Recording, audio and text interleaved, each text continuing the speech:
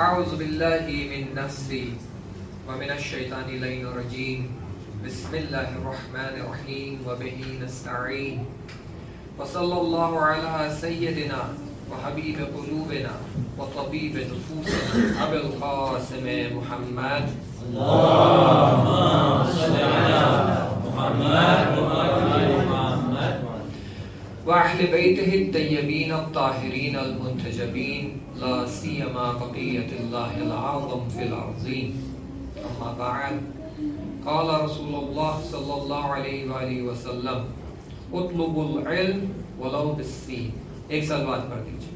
اللهم صل على محمد وآل محمد. سب سے پہلے تبریک عرض کرتے ہیں زمانے کے امام کی خدمت میں.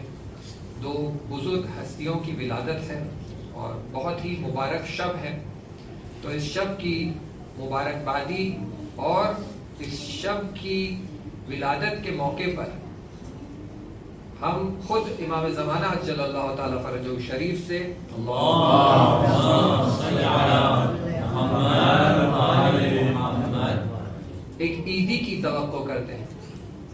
ہم اگر ایک ہاتھ سے ہمارے مولا کو تبریک عرض کرتے ہیں، مبارکباد دیتے ہیں، تو دوسرے ہاتھ سے کیونکہ ہم تو در اہل البیت کے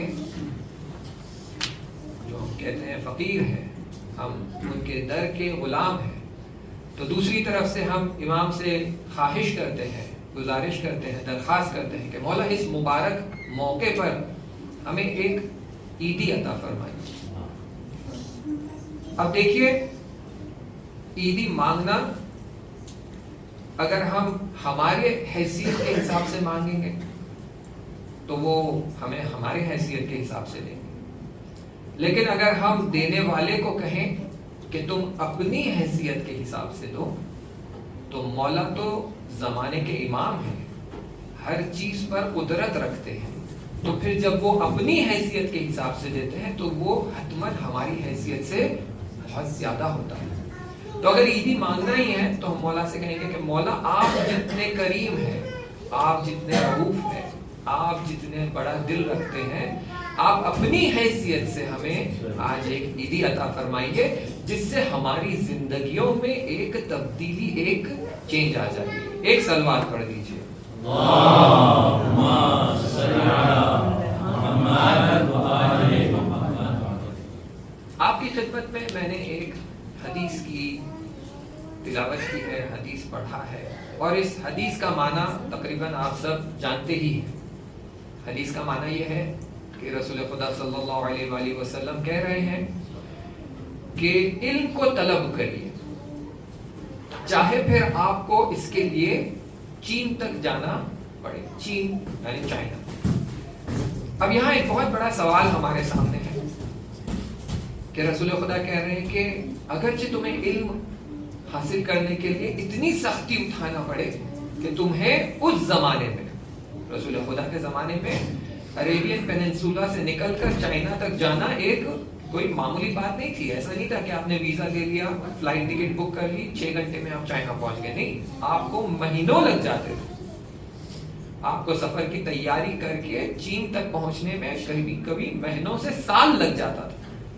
تو رسول خدا کہتے ہیں کہ علم حاصل کرنے کے لیے اگر وہاں تک جانا پڑے، 6 مہینے، 8 مہینے، 1 سال تک بھی صرف سفر کی زحمت اٹھانا پڑے، تب بھی یہ زحمت اٹھاؤ اور چین تک جاؤ. اب یہاں ایک سوال جو ہمارے سامنے ہے وہ یہ کہ ایسا کون سا علم ہے، ایسا کون سا علم ہے جو اتنی ارزش اور اتنی امپورٹنس رکھتا ہے جس کے لیے رسول خدا ہم سے کہہ رہے ہیں کہ اس علم کو حاصل کرنے کے لیے اگر تمہیں چین تک بھی جانا پڑے تو تم جاؤ، تم نکلو یہاں سے. اگر ہم سمجھ رہے ہیں یہ علم وہی سیکولر نالج ہے، یونیورسٹی ایجوکیشن ہے، سائیکالوجی ہے، اکنامکس ہے، میڈیسن ہے، انجینئرنگ ہے، تو اس کے لیے آپ کو چین تک جانے کی ضرورت نہیں ہے. وہ تو آپ کو اس زمانے میں یونان میں بھی مل رہا تھا، گریس میں موجود تھا، ایتھنس میں موجود تھا، لیکن کہا نہیں وہاں تک بھی جانا پڑے. یا ہم کہہ سکتے ہیں رسول خدا کا اشارہ اس بات کی طرف تھا کہ اگر بزنس کرنا چاہتے ہو اور اس کی نالج حاصل کرنا چاہتے ہو تو اگر ضروری ہے تب آپ چائنا تک بھی چلے جائیں. آپ کو کیا لگتا ہے کس علم کی طرف اشارہ ہو رہا تھا؟ یہ معمولی جو علم ہوتا ہے انجینئرنگ میڈیسن اس کی بات ہو رہی ہے یا بزنس اور تجارت کی بات ہو رہی ہے یا نہیں؟ اس سے ہٹ کر کوئی بہت ہی امپورٹنٹ بات کی طرف اشارہ ہو رہا ہے جس کی طرف ہم نے توجہ نہیں کی ہے. دیکھیے اگر رسول خدا ہم سے کہتے ہیں کہ ایک کام کرو تو اس کام کے پیچھے ایک حکمت چھپی ہوئی ہے. اگر وہ کہتے ہیں روزہ رکھو تو اس کے پیچھے ایک حکمت چھپی ہوئی ہے. اگر وہ کہتے ہیں صبح جلدی اٹھو تو اس کے پیچھے حکمت چھپی ہوئی ہے. اگر وہ کہتے ہیں اپنے سیدھے پاؤں سے مسجد میں داخل ہو تو اس کے پیچھے ایک حکمت چھپی ہوئی ہے. تو اگر وہ کہہ رہے ہیں علم حاصل کرو تو اس کے پیچھے ایک حکمت چھپی ہوئی ہے. تو یہ کون سا علم ہے؟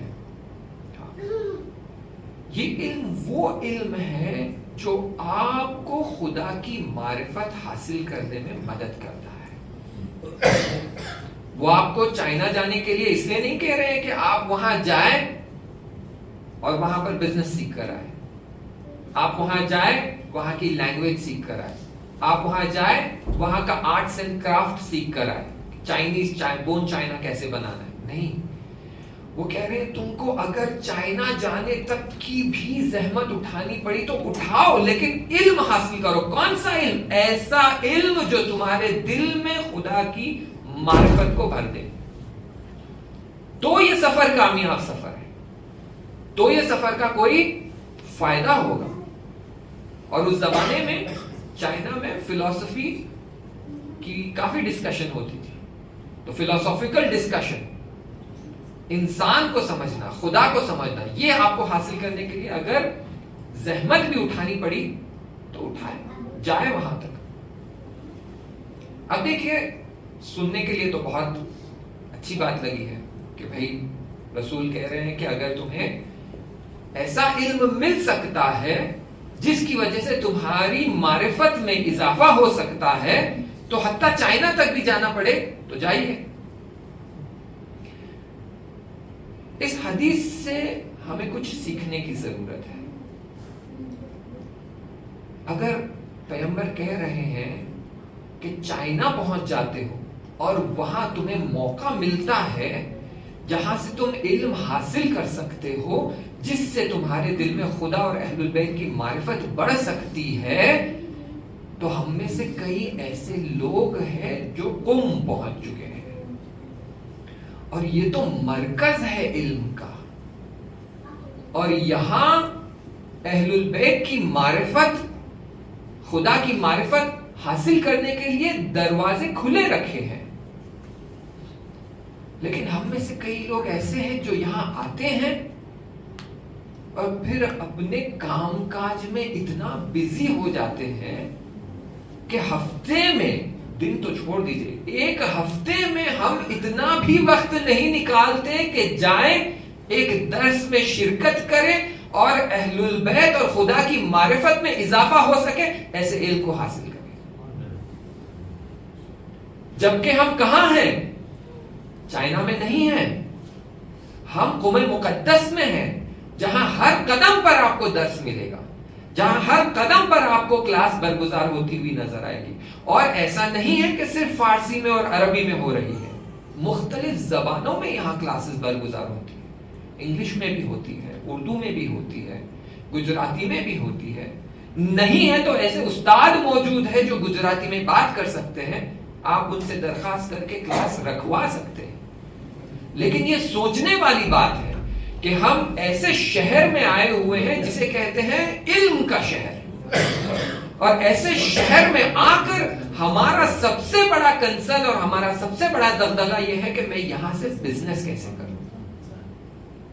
جبکہ ہماری کنسرن یہاں پر کیا ہونی چاہیے کہ میں درے اہل البیت پر آیا ہوا ہوں، میں در حضرت معصومہ پر آیا ہوا ہوں اور میری کنسرن یہ ہونا چاہیے کہ اگر میں حوضہ نہیں جا سکتا, میں 6 گھنٹے 8 گھنٹے اس کام کے لیے نہیں دے سکتا, لیکن ہفتے میں 1 یا 2 درس تو ایسے اٹینڈ کر سکتا ہوں جو میری معرفت میں اضافہ کرے, جو میرے اخلاق کو درست کر سکے.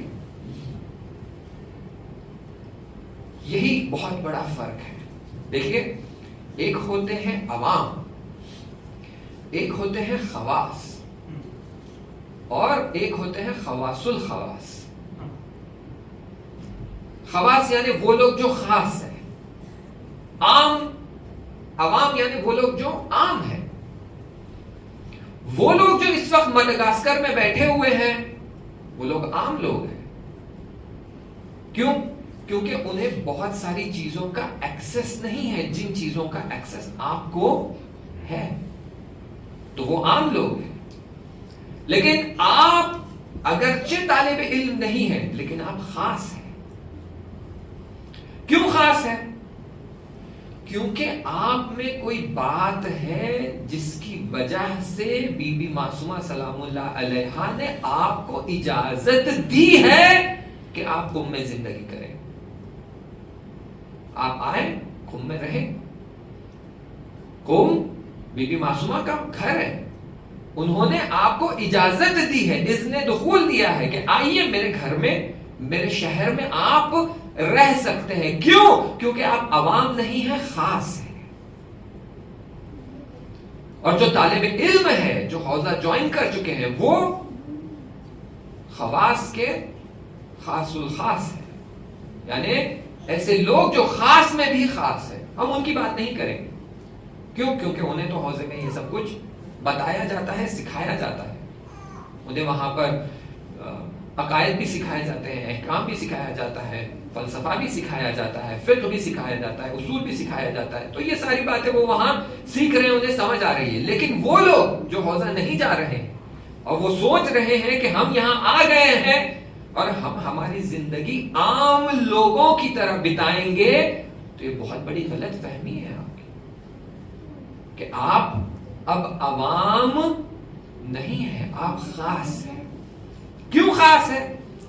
کیونکہ جو لوگ عام ہیں, جو مڈغاسکر میں بیٹھے ہیں, جو ریونین میں بیٹھے ہوئے ہیں, جو فرانس میں بیٹھے ہوئے ہیں, وہ آپ کو دیکھتے ہیں کہ یہ لوگ اگرچہ بزنس کر رہے ہیں لیکن ان کی زندگی کیسی چل رہی ہے, اور وہ چاہتے ہیں کہ ان کی زندگی آپ سے میچ ہو سکے. کیوں؟ کیونکہ وہ اپنی زندگی طلبے کی زندگی سے میچ نہیں کر سکتے, کیونکہ طلبے تو حوزے میں بزی ہے, پڑھائی میں بزی ہے. وہ کہیں گے ان کی طرح ہمیں جینا مشکل ہے, ایسے نہیں جی سکتے ہم تو بزنس کرنے والے لوگ ہیں, تو ہم کن کی طرح جینا چاہیں گے؟ ان کی طرح جو یہاں آ کر وہی تجارت کا کام کر رہے ہیں لیکن دینداری بھی کر رہے ہیں. اس لیے ہم چاہیں گے کہ ہماری زندگی ان کی طرح بن جائے جو بزنس بھی کر رہے ہیں اور دینداری بھی کر رہے ہیں.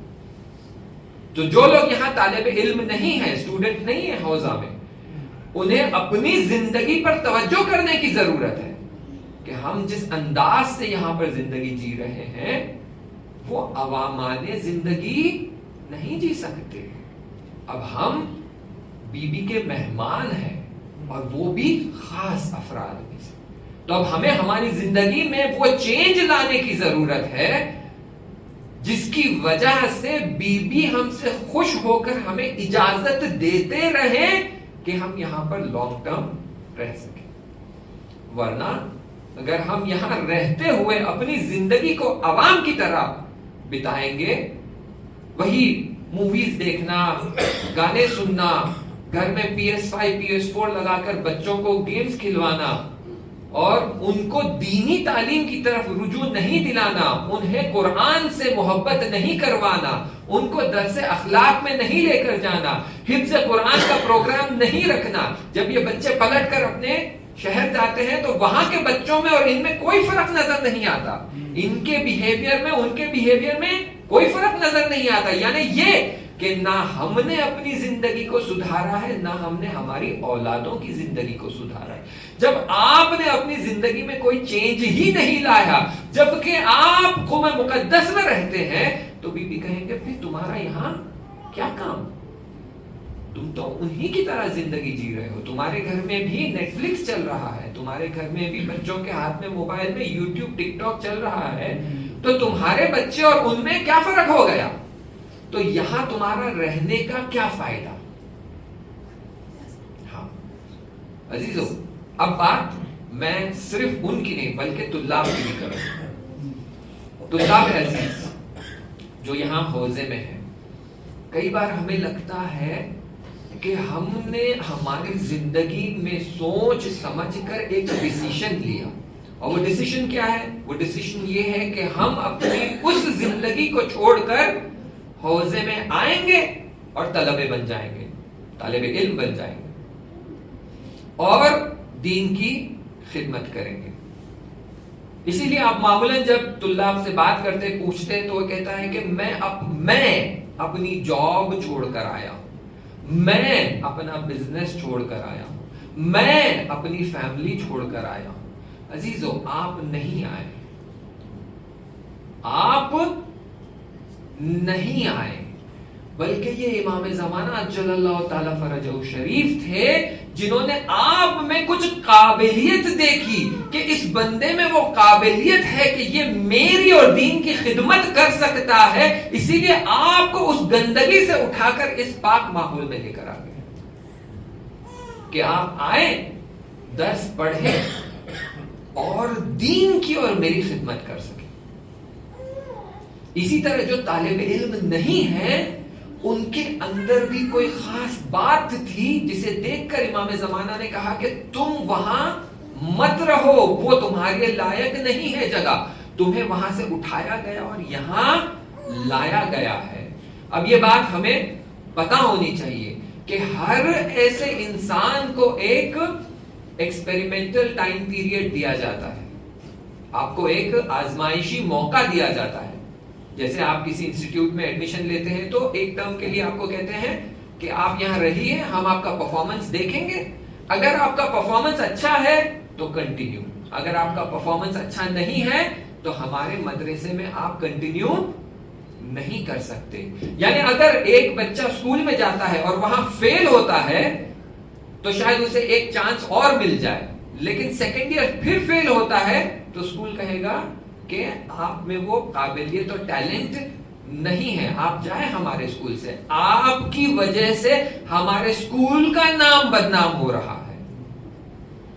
تو اگر یہاں ہم حوزے میں ہیں یا ہم حوزے میں نہیں ہیں, بزنس کر رہے ہیں لیکن قوم مقدس میں ہے, تو جان لیجئے کہ ہم سے بھی آزمائش لی جائے گی, ہمیں بھی ٹیسٹ کیا جائے گا, چیک کیا جائے گا کہ آپ کا پرفارمنس کیسا ہے. اگر آپ اچھا پرفارم کر رہے ہیں, صحیح پرفارم کر رہے ہیں, تو امام زمانہ کہیں گے آفرین, تم میرے خاص خدمت گزار ہو, تم میرے خاص غلام بن سکتے ہو, تو آپ کو پھر کنٹینیو کرنے کی اجازت دی جائے گی. لیکن دیکھیں گے کہ نہیں, آپ میں وہ خاص بات ہے ہی نہیں, آپ عام لوگوں کی طرح زندگی بتا رہے ہیں, تو امام کہیں گے کہ تم میں وہ پرفارمنس کیپیبلٹی ہے ہی نہیں, تم کو ہم نے یہاں ایڈمیشن دیا ہے وہ غلطی ہو گئی, ہم نے سوچا تھا تمہارے اندر کیپیسٹی ہے, لیکن ایک سال میں ہمیں پتا چل گیا کہ تمہارے اندر وہ قابلیت ہے ہی نہیں, تو خدا حافظ. تو عزیزو, جان لیجئے کہ ہم کوئی ٹورسٹ اسپاٹ پر نہیں ہیں, ہم قوم مقدس میں ہیں, اور یہاں خواص کی جگہ ہے. مخصوصاً وہ لوگ جو مہاجرت کر کے آئے ہیں, جنہوں نے اپنے گھروں کو, اپنے فیملیز کو سب کچھ چھوڑ چھاڑ کر یہاں آئے ہیں, تو یہاں ہمیں ثابت کرنا ہوتا ہے ہمارے زمانے کے امام کے لیے اور بی بی معصومہ سلام اللہ علیہا کے لیے کہ ہم میں وہ قابلیت ہے کہ ہم یہاں رہیں اور یہاں پر ہم آپ کی خدمت کر سکیں. اب یہاں سے دوسرا سوال آتا ہے کہ کیا خدمت کی جا سکتی ہے؟ اگر ہم یہاں پر ہیں تو کیا خدمت کی جا سکتی ہے؟ اب یہ خدمت ہر فرد کے, ہر شخص کے, ہر انڈیویجول کے حساب سے الگ ہوگی. کوئی کہتا ہے کہ میرے اندر کیپیسٹی نہیں ہے کہ میں درس پڑھوں اور سمجھ سکوں, کوئی بات نہیں, آپ بہت ہی سمپل سبجیکٹ والے درس میں اٹینڈ کیجیے. اور یہاں پر جو دوسرے لوگ ہیں ان کی خدمت کیجیے. یہاں پر کئی ایسے لوگ ہیں جن کی حالت صحیح نہیں ہے, وہ طالب علم بن چکے ہیں لیکن ان کی زندگی میں مشکلات ہیں. میں بہت ہی ایک سمپل مثال دیتا ہوں آپ کو, سوچئے, صرف سوچئے تھوڑا سا. میں بزنس چلاتا ہوں, میری منتھلی انکم مان لیجئے $10,000 ہے. میری منتھلی انکم $10,000 ہے. میرا ایکسپینس کتنا ہے؟ میرا منتھلی ایکسپینس یہاں رہنے کا کتنا ہے؟ رینٹ ہے, ڈپازٹ ہے, کھانا ہے, پینا ہے, سب ملا کر اگر میں $2,000 بھی پکڑ لوں تو it is quite good enough. مان لیجیے $2,500. $2,500 میرا منتھلی ایکسپینس ہے. انکم کتنی ہے؟ $10,000. کتنے باقی ہے؟ $7,500. چلیے just to be on safe side کہ بھائی کچھ ایمرجنسی ہو سکتی ہے, میڈیکل سچویشن آ سکتا ہے, کوئی پرابلم آ سکتی ہے, تو چلیے اور $2,500 ہم ایمرجنسی فنڈ اٹھا کر سائڈ میں رکھ دیتے ہیں. پھر بھی کچھ اور پاسبلٹی ہو سکتی ہے, تو چلیے اور $2,500 ہم اٹھا کر کنٹینجنسی فنڈز کر کے سائڈ میں رکھ دیتے ہیں. ایمرجنسی الگ, کنٹینجنسی الگ. پھر بھی ہمارے پاس $2,500 بچ رہے ہیں. یہ سوچنے کی ضرورت ہے کہ میری حقیقی ضرورت $2,500 ہے. میں اتنا پیسہ سائڈ میں سیونگز اور کنٹینجنسی اٹھا کے رکھنے کے بعد بھی میرے پاس $2,500 بچ رہے ہیں. کیوں خداوند متعال مجھے اتنا پیسہ ایکسٹرا دے رہا ہے؟ تاکہ میں اسراف کر سکوں, تاکہ میں پیسہ اڑا سکوں, تاکہ میں ریاکاری کر سکوں, یا خدا چاہ رہا ہے کہ اے میرے بندے اپنے آنکھوں اور کانوں کو کھول اور دیکھ کہ تیرے اطراف ایسے لوگ موجود ہیں کہ جہاں میں چاہتا ہوں کہ تو میرا وسیلہ بن جا اور ان کی مدد کر. میں چاہتا ہوں تو میرا وسیلہ بن, میرا سورس بن جا جس کے تھرو میں لوگوں تک مدد پہنچا سکوں. تو یہ سوچنے والی بات ہے کہ اگر میں تم میں آیا ہوں تو کیوں آیا ہوں, کیا ضرورت ہے؟ میں وہاں رہ سکتا تھا لیکن میں یہاں آیا ہوں, مجھے بلایا گیا ہے. اگر مجھے بلایا گیا ہے تو مجھ سے کوئی امید رکھی گئی ہے, مجھ سے کوئی ایکسپیکٹیشن ہے کہ یہاں میں ایک کام انجام دوں, میں ایک خدمت انجام دوں. اب یہ خدمت کیا ہے؟ وہ لوگ جو طالب علم ہیں ان کی ذمہ داری ہے کہ وہ درس پڑھیں, صحیح پڑھیں, اچھا پڑھیں اور عمیق پڑھیں, ڈیپ اسٹڈی کریں, ویک اسٹڈی نہیں کریں. لیکن جو طالب علم نہیں ہے ان کی یہاں کیا ضرورت ہے؟ ان کی ضرورت اس لیے ہے کہ خداوند متعال چاہتا ہے کہ تم دیکھو اپنے اطراف کہ میں تمہیں کیوں اتنا زیادہ دے رہا ہوں, تاکہ جہاں ضرورت ہے وہاں خرچ کر, اور وہ بھی ایسے مقدس مقام پر جہاں پر تم تھوڑا سا خرچ کرو گے تمہیں ہزاروں گنا اس کا ثواب ملے گا. تو ہماری زندگی کے ہر لمحے, ہر مرحلے پہ ہمیں سوال پوچھنا چاہیے کہ میں یہاں کیوں ہوں. مثال کے طور پر اگر ہم حوزے میں ہیں تو مجھے پوچھنے کی ضرورت ہے اپنے آپ سے کہ میں نے حوزہ کیوں جوائن کیا ہے, مجھے کیا کرنا چاہیے, میں کیوں درس پڑھ رہا ہوں. اپنے آپ کو سدھارنے کے لیے, اپنی فیملی کو سدھارنے کے لیے, یا سوسائٹی کو سدھارنے کے لیے. اگر سوسائٹی کو سدھارنے کے لیے درس پڑھ رہا ہوں تو کیا میں سوسائٹی کے پرابلم سمجھتا ہوں, کیا میں سوسائٹی کو اینالائز کر رہا ہوں, دیکھ رہا ہوں کہ وہاں ان کی پرابلمز کیا ہے اور کیسے سولو کیا جائے. تو میں یہ کچھ کر رہا ہوں. میں کیوں حوزے میں درس پڑھ رہا ہوں؟ مجھے ٹیچر بننا ہے, مجھے ممبر پر سخنران بننا ہے, مجھے جا کر صرف سخنرانی کرنا ہے, یا نہیں مجھے سوسائٹی میں چینج لانا ہے. اگر مجھے چینج لانا ہے تو مجھے سمجھنے کی ضرورت ہے کہ سوسائٹی اس وقت کہاں ہے اور اسے کہاں لے جانا چاہیے. مثال کے لیے اگر مجھے مشہد جانا ہے تو مجھے پتا ہونا چاہیے کہ اگر میں کنڈ سے نکلتا ہوں تو مجھے کس ڈائریکشن میں جانا ہے، میرا گول کیا ہے. اگر میں مشہد کی جگہ رانگ سائڈ چلا جاؤں، کتنی بھی تیزی سے جاؤں، میں ڈیسٹینیشن پر، مقصد پر نہیں پہنچوں گا. کیوں؟ کیونکہ میں نے مقصد رکھا ہی نہیں ہے. تو اسی لیے میرے لیے ضروری ہے کہ میں یہ پوچھوں اپنے آپ سے کہ میں حوزے میں کیوں آیا ہوں، کیوں یہاں درس پڑھ رہا ہوں، کیا چاہتا ہوں، اور کب یہ میرا مقصد اچیو ہوگا. کتنے سال مجھے درس پڑھنا ہے؟ 5 سال کافی ہے؟ 10 سال پڑھنا ہے؟ 10 سال میں بھی کیا چیز پر فوکس کرنا ہے؟ کیا مجھے احکام پڑھنا ہے؟ کیا مجھے اصول پڑھنا ہے؟ کیا مجھے فقہ پڑھنا ہے؟ یا آج کے جو شبہات ہیں، آج کے جو ڈاؤٹس کریٹ کیے جا رہے ہیں نوجوانوں میں، اس کو نظر میں رکھتے ہوئے مجھے کلام جدید اور فلسفہ پڑھنا ہے؟ کیا ہے سوسائٹی کی پرابلم جو میں سالو کر سکتا ہوں؟ ایز اے کمیونٹی ہمیں ایک ساتھ ہو کر کام کرنے کی ضرورت ہے. ایک بہت ہی سادہ سوال آپ کی خدمت میں پیش کرتا ہوں. سوال یہ ہے کہ ہم کہتے ہیں امام زمانہ اجل اللہ تعالیٰ فرجہ شریف، ایک صلوات پڑھ دیجیے.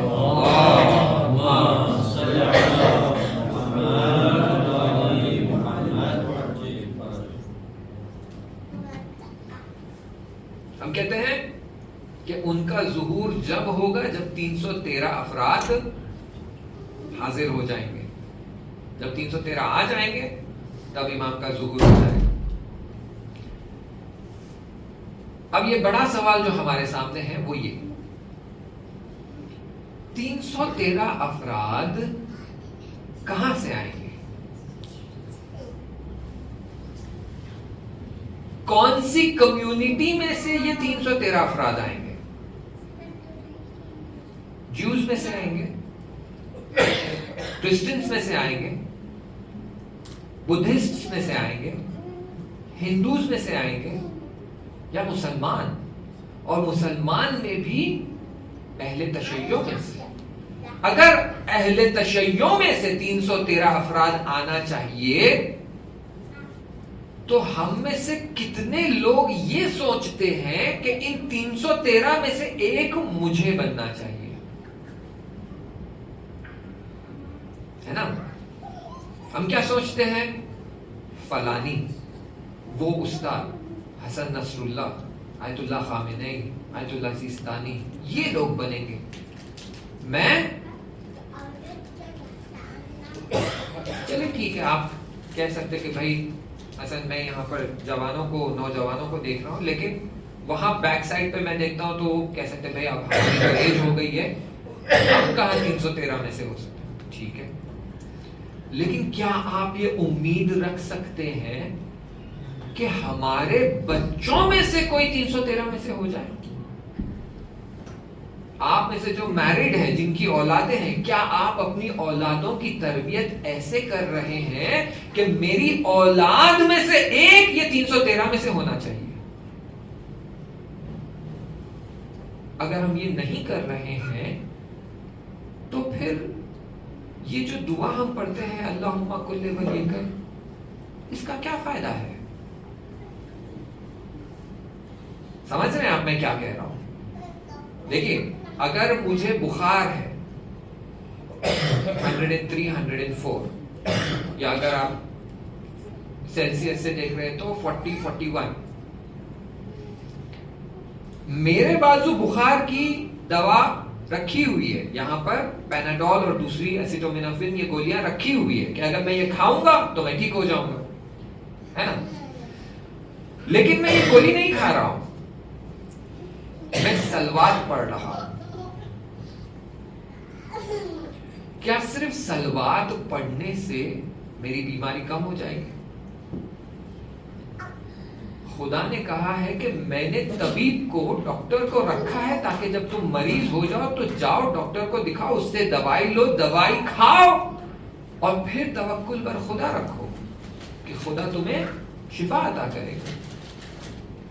ویسے ہی اگر ہم توقع رکھتے ہیں کہ امام زمانہ ظہور کریں گے اور ہم چاہتے کہ ہماری ہی زندگی میں ان کا ظہور ہو جائے، تو ان کے 313 افراد تیار کرنے کے لیے کچھ تو محنت کرنی پڑے گی.